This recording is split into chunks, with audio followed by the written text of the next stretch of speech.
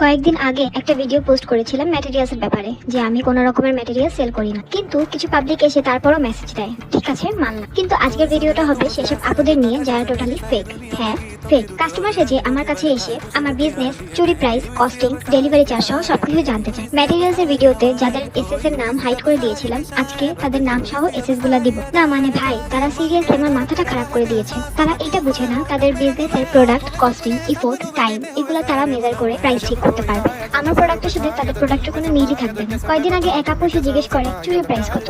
আমি বললাম, জিজ্ঞেস করলাম অর্ডার করবে কিনা। তখন তিনি বললেন, না আপু, আমি বাসায় বানাই, তাই প্রাইস কেমন হয় দেখতেছি। তখন তাকে ভদ্রভাবে বললাম, বাট আপু, আপনার আর আমার ম্যাটেরিয়ালস এর প্রাইস, টাইম, ইফোর্ট কোনো কিছুই তো সেম হবে না নিশ্চয়, তাহলে দাম কিভাবে নির্ধারণ করবে? কিছুক্ষণ তার সাথে তর্ক বিতর্ক হলো।